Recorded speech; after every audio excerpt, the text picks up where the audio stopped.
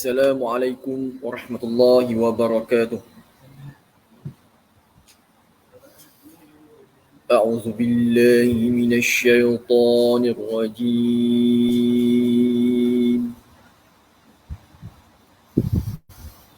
Bismillahirrahmanirrahim.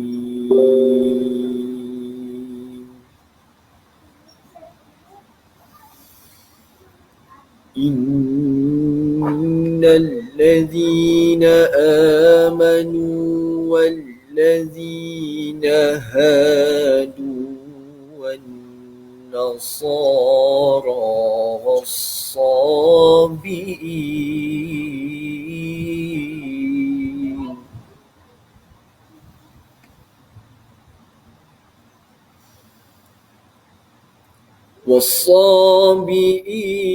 من آمن بالله واليوم الآخر وعمل صالحا فلهم أجرهم عند ربهم ولا خوف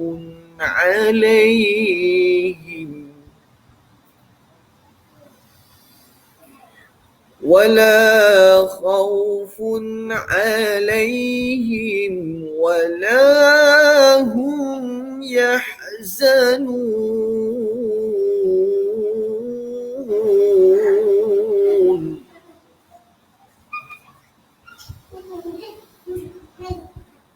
وإذ أخذنا ميثاقكم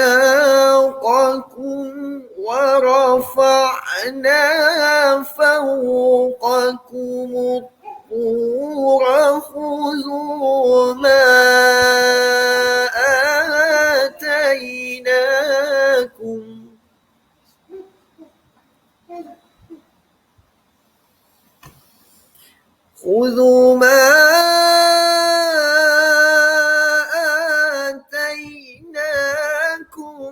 بقوة واذكروا ما فيه لعلكم تتقون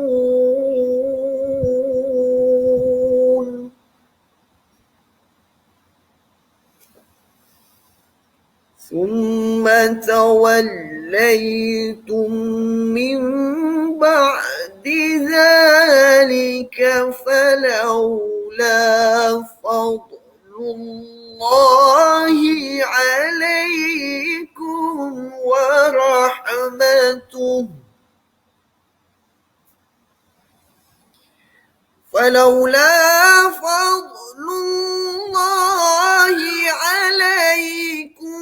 ورحمته لكنتم من الخاسرين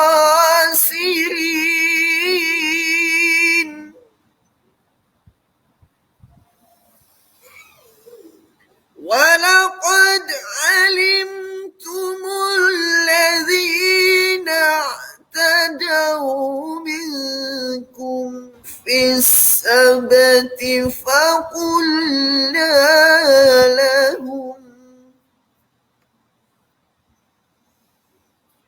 فقلنا لهم كونوا قردة خاسئين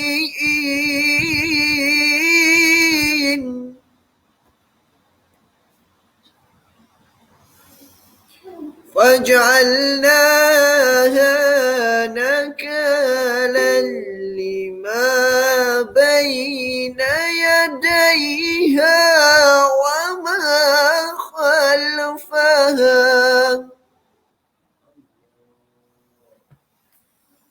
وما خلفها وموعظة للمتقين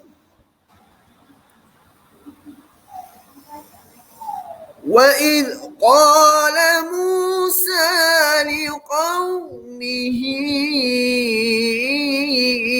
إن الله يأمركم أن تذبحوا بقرة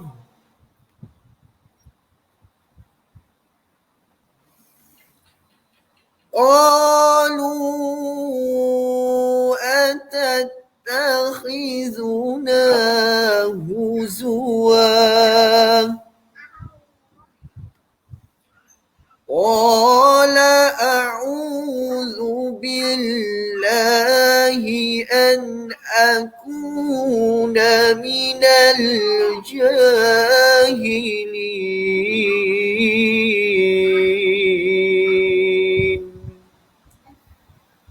صدق الله العظيم.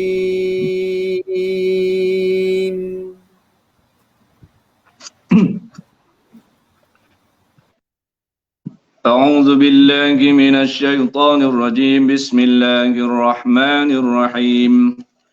إلى روح سيدنا وحبيبنا وشفيعنا رسول الله محمد بن عبد الله صلى الله عليه وسلم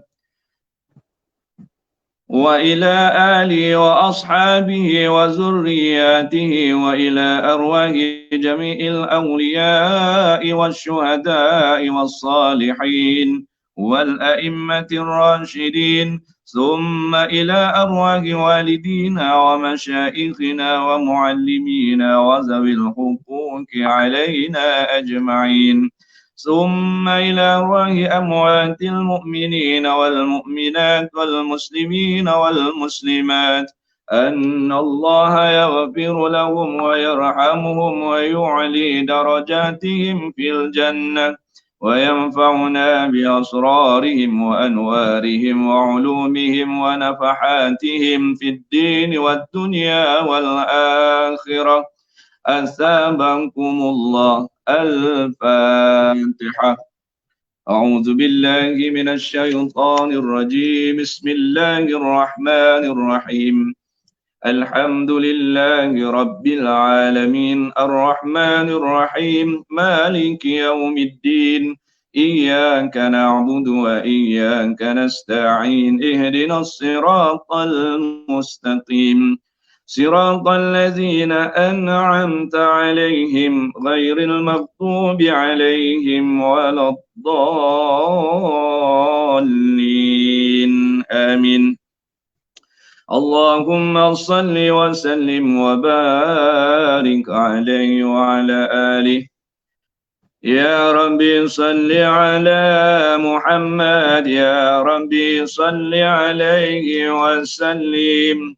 يا ربي صل على محمد، يا ربي بلغه الوسيلة.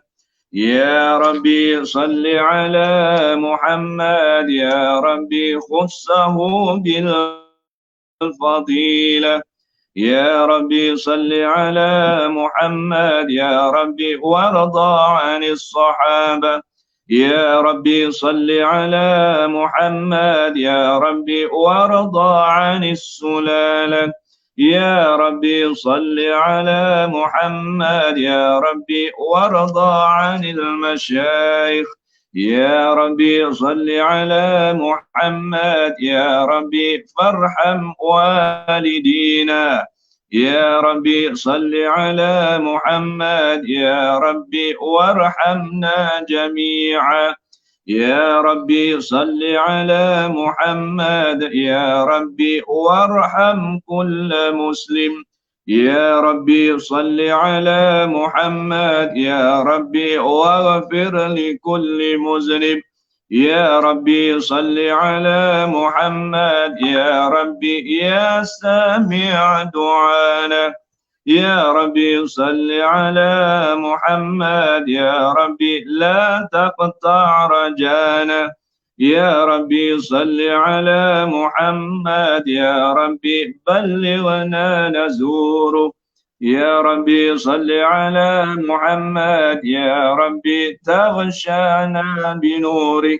يا ربي صل على محمد يا ربي حفظانك وأمانك يا ربي صل على محمد يا ربي واسكننا جنانك يا ربي صل على محمد يا ربي أجرنا من عذابك يا ربي صل على محمد يا ربي وارزقنا الشهادة يا ربي صل على محمد يا ربي حطنا بالسعادة يا ربي صل على محمد يا ربي واصلح كل مصلح يا ربي صل على محمد يا ربي واكفي كل مؤذي يا ربي صل على محمد يا ربي نختم بالمشفع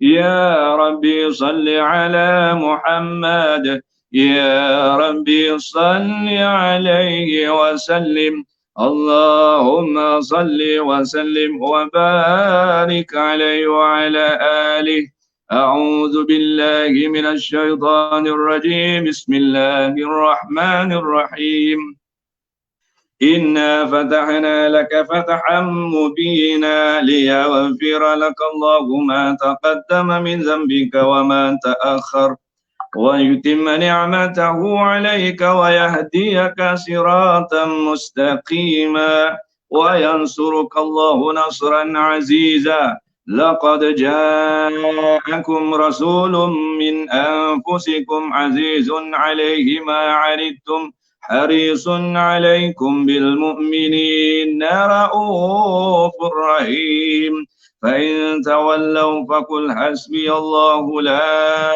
إله إلا هو عليه توكلت وهو رب العرش العظيم إن الله وملائكته يصلون على النبي يا أيها الذين آمنوا صلوا عليه وسلموا تسليما اللهم صل صلاة كاملة وسلم سلاما تاما على سيدنا محمد الذي تنحل به العقد وتنفرج به الكرب وتقضى به الهوائج وتنال به الرغائب وحسن الخواتيم ويستسقى الغمام بوجه الكريم وعلى آله وصحبه في كل لمحة ونفس بعدد كل معلوم لك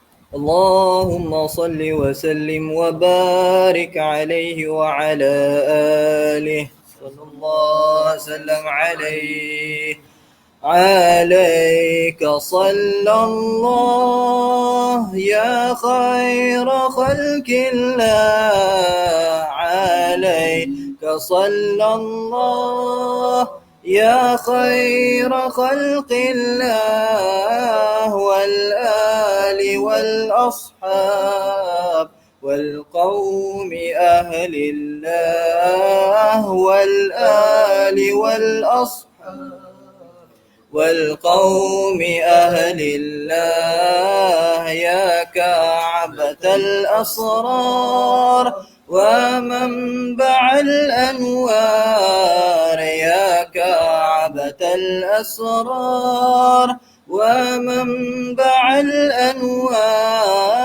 بالعزم يا مختار أيدت دين الله بالعزم يا مختار، أيدت دين الله فداؤك الأرواح ومثلها الأشباه، فداؤك الأرواح ومثلها الأشباه، يا خيرة الفتاه من أنبياء الله، يا خيرة الفتاه من أنبياء الله، يا من له البرهان وخلقه القرآن،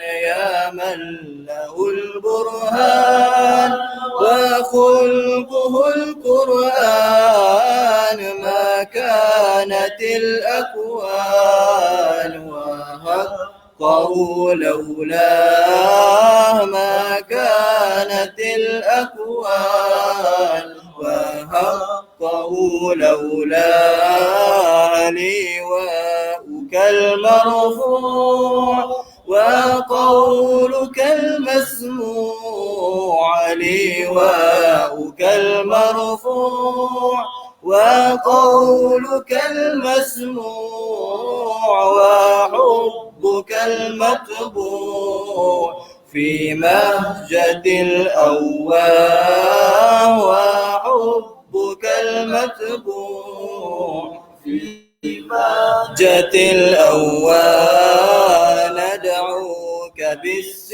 بالسبطين لكشف هذا الغيم، ندعوك بالسبطين لكشف هذا الغيم، يا ملجأ الكونين بالخطب بعد الله، يا ملجأ الكونين بالخطب بعد الله، ها أنت في المحشر مؤيد المظهر، ها أنت في المحشر مؤيد المظهر، فكلما تذكر عليك صلى الله، فكلما تذكر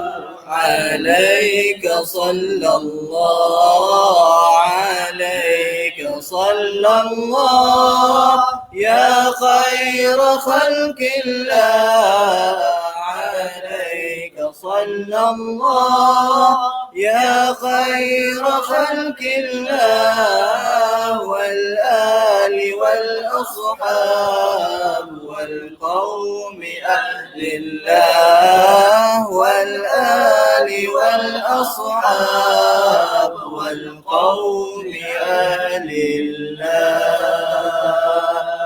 اللهم صل وسلم وبارك عليه وعلى آله.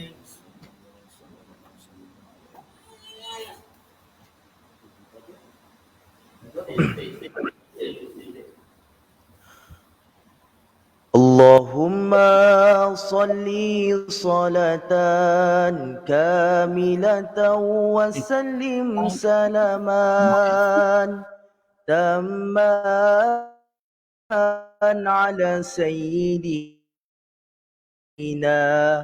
محمد الذي تنحل به العقد وتنفو به الكرب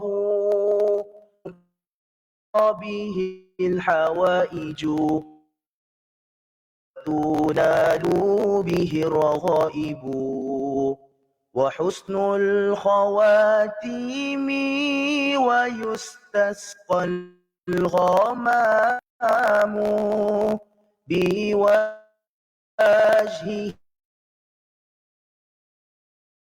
الكريم وعلى آل لمحات ونفس بعدد كل معلوم لك. اللهم صلاة كاملة وسلم سلاما تاما على سيدنا محمد الذي تنحل به العقد وتنفرج به الكرب وتقضى به الحوائج وتنال به الرائب. وحسن الخواتيم ويسر وجهه الكريم وعلى آله وصحبه في كل لمحة ونفس بعدد كل معلوم لك. اللهم صل صلاة كاملة وسلم سلاما تاما على سيدنا محمد الذي تنحل به العقد وتنفرج به الكرب وتقضى حوائج وتنال به الرغائب. وحسن الخواتيم ويستسقى الغمام في وجهه الكريم وعليه وصحبه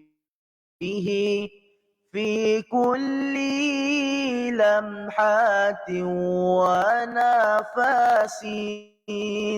ونفس بعدد كل معلوم.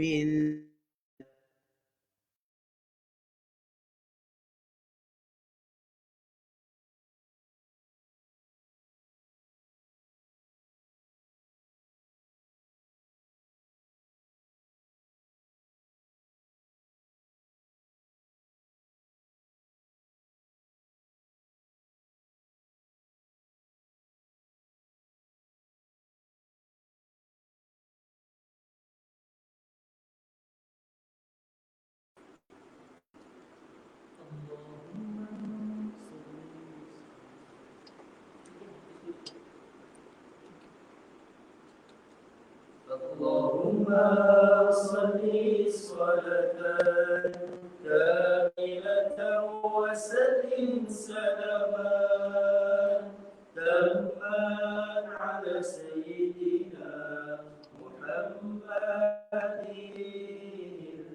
الذي تنحل به العقد وتنفرج به الكرب وتقضى به الحوائج وتنال به الرغائب.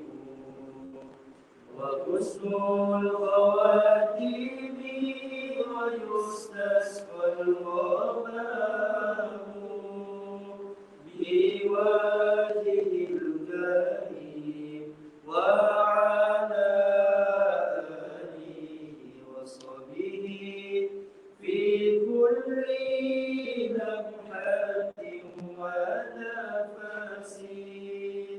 ونفس بعدد كل معلوم لك. اللهم صل صلاة كاملة وسلم سلاما تاما على سيدنا محمد الذي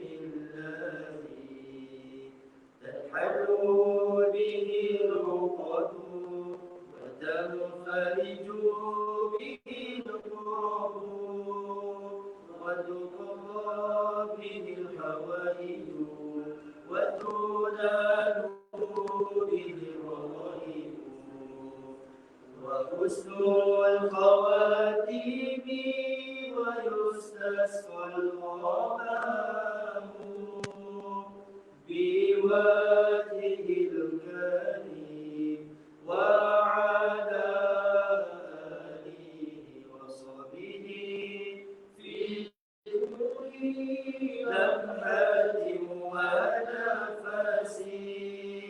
ونفس بعدد كل معلوم لك اللهم صل صلاة كاملة وسلم سلاما تاما على سيدنا محمد الذي تنحل به العقد وتنفرج به الكرب وتقضى به الحوائج وتنال به الرغائب وحسن الخواتيم ويستسقى الغمام بوجهه الكريم وعلى آله وصحبه في كل لمحة ونفس بعدد كل معلوم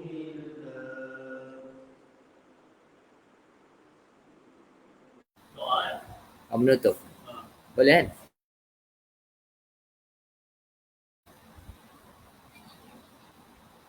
Apa itu? Belum.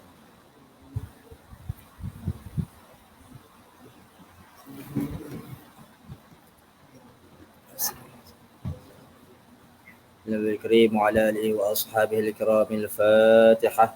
أعوذ بالله من الشيطان الرجيم. بسم الله الرحمن الرحيم.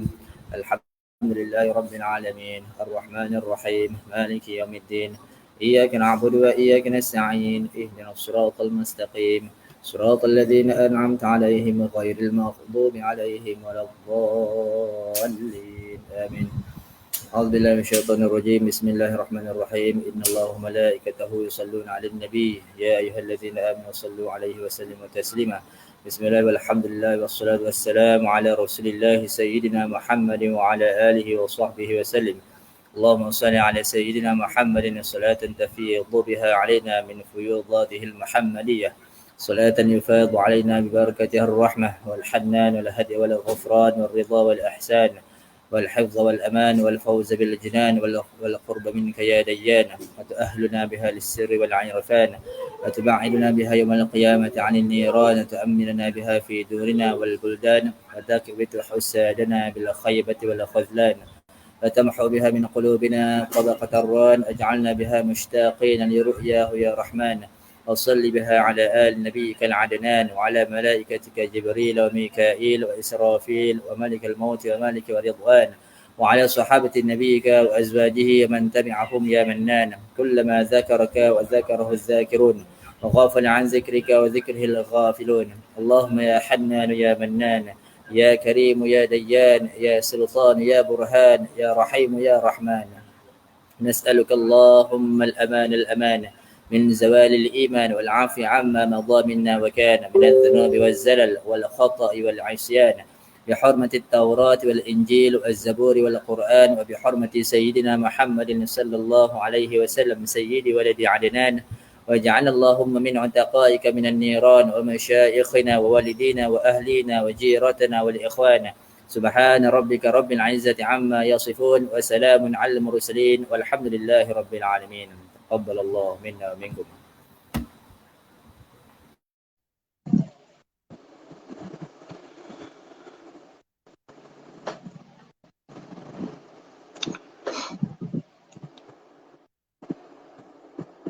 Assalamualaikum warahmatullahi wabarakatuh. Bismillahirrahmanirrahim.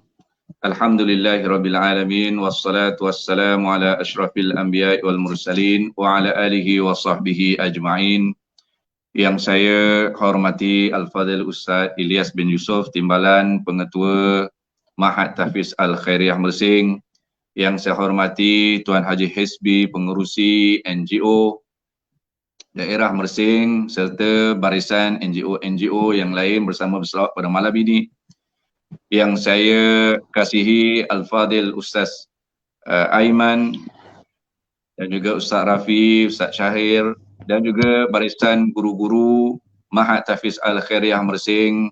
Yang saya kasihi Adik Haiz bin Hamizan yang mewakili daripada Mahat Johor dalam program bersama-sama berselawat pada malam ini.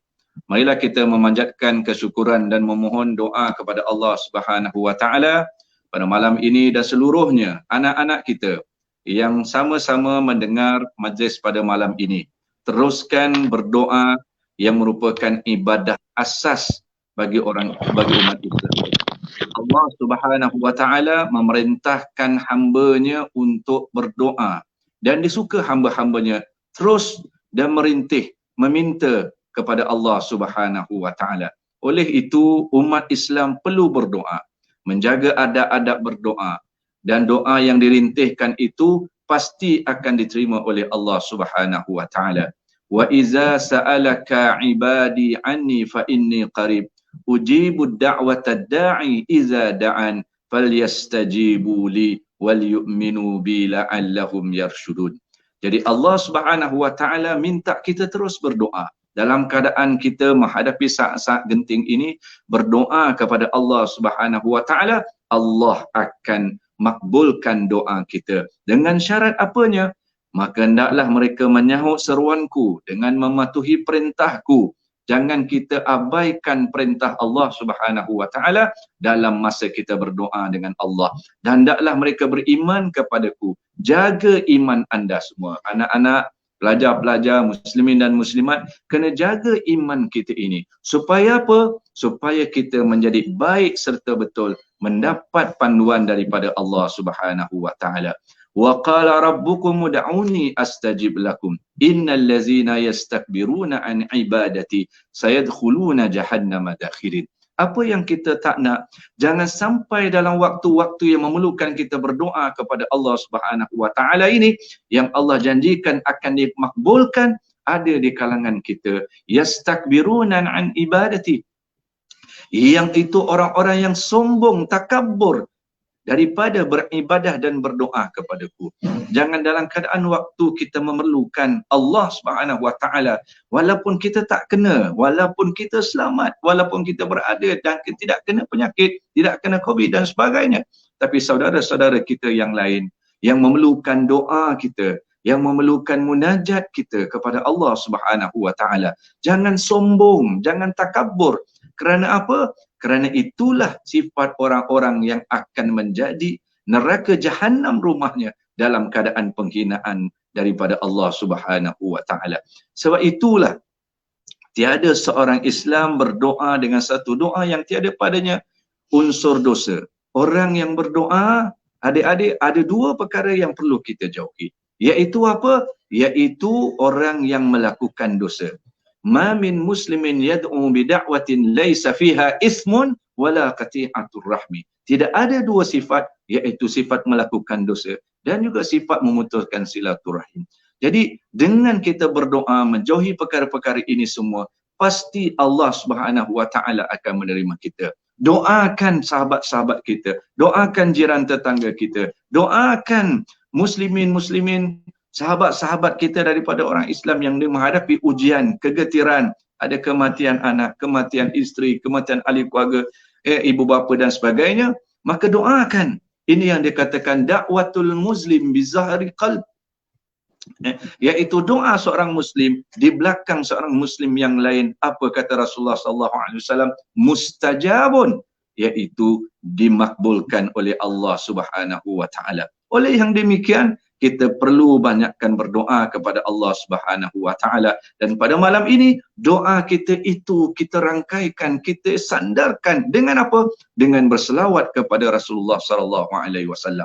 Memperbanyakkan selawat antara amalan yang memberikan fadilat, menolak bala daripada menimpa seseorang itu, menimpa sahabat-sahabat kita. Malah berselawat tidak hanya pada waktu yang susah sahaja, bukan hanya pada menolak kesusahan di dunia sahaja, malah selawat juga dijanjikan mendapat syafaat yang lebih besar daripada itu, mendapat syafaat di akhirat kelak.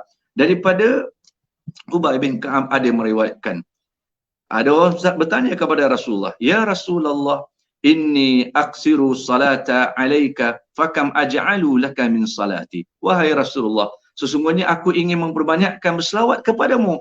Berapa banyak dari doaku perlu aku jadikan untuk berselawat kepadamu? Rasulullah menjawab, terserah kepadamu. Aku pun berkata, adakah 1/4 daripadanya Rasulullah? Rasulullah menjawab, terserah kepadamu.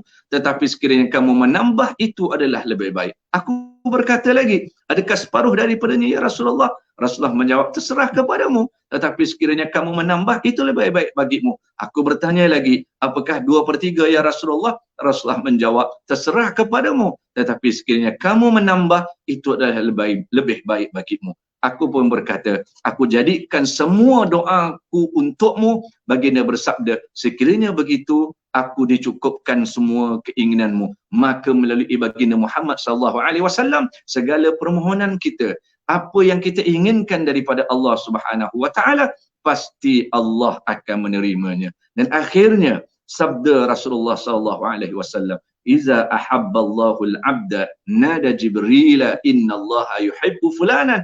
Bila Allah mencintai seseorang itu, maka Allah panggil malaikat, "Wahai malaikat, aku suka orang ni." Kemudian malaikat pun berkata kepada para ahli-ahli malakut, para ahli-ahli di langit, bahawa Allah Ta'ala menyukainya, maka sukailah kamu kepada orang ini. Jadi muslimin dan muslimat dirahmati oleh Allah Subhanahu Wa Ta'ala, semoga dengan amalan yang kita lakukan pada malam ini, dengan kita berselawat, dengan kita berdoa, memperbanyakkan selawat kepada baginda Muhammad sallallahu alaihi wasallam, berdoa kepada Allah dengan rasa rintih, dengan rasa perlunya kita kepada Allah Subhanahu wa taala, semoga Allah menjauhkan kita, menamatkan kita ujian getir kita pada hari ini. Semoga anak-anak semuanya dalam keadaan yang baik, muslimin dan juga muslimat juga dalam keadaan yang baik, bersentiasa mengikut atas apa yang telah diperintahkan. Allah perintah, kita kena buat. Ulul amri minta, kita kena laksanakan.